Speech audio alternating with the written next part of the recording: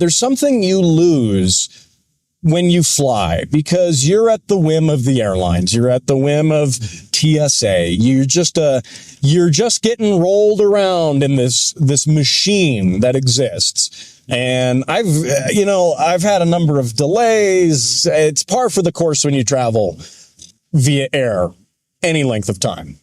And doing a road trip, you're on your own pace. Yeah, something can happen. A wreck shows up on the roadway. But when you're behind the wheel, you're in control. And that's some of the autonomy and freedom that driving gives you. It was interesting. The other week, we talked to on the show, I had Jim Miller and his daughter on as well.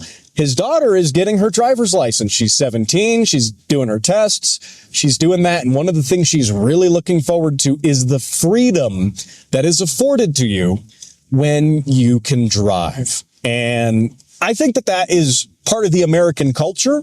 That is part of the American spirit. Yeah, just get in the car and go.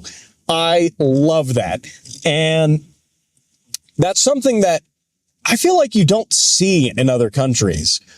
Yes, it's there, but like the great American road trip is really a spectacular thing, because you can get in, you can go somewhere, you can have fun, you can bring the family with you, you can do it on your timeline, you can see this amazing territory here in the United States, because that's one thing the United States has, a lot of countries don't, which is a ton of land, a ton of space. Beautiful scenery. The Rockies are amazing.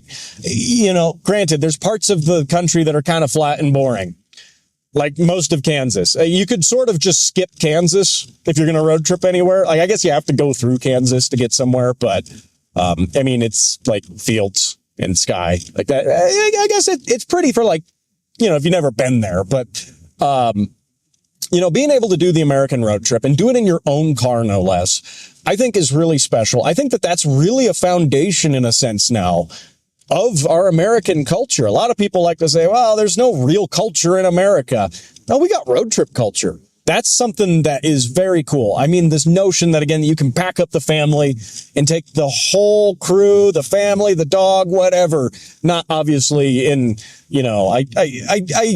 do give people occasionally advice on cars to buy, and they will say, well, I want to pack up the family and the dogs. What should I buy?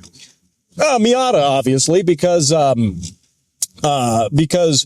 you can clearly fit the family and the dogs in there. Actually, just leave the family and the dogs behind. Go in the Miata by yourself. It'll be more fun that way. But no, I digress. But, we have an amazing network of roads here in the country. You don't really appreciate it or think about it. And maybe we don't think about it as much as we should, because this idea of the American road trip is so, everyone has memories as a kid. Oh, we went here, we went there. Maybe you're old enough that your family loaded you into an old station wagon and you went there. Or maybe it was a minivan if you're a little younger, whatever. The idea that you can just get in the car and go make some memories is really, really cool.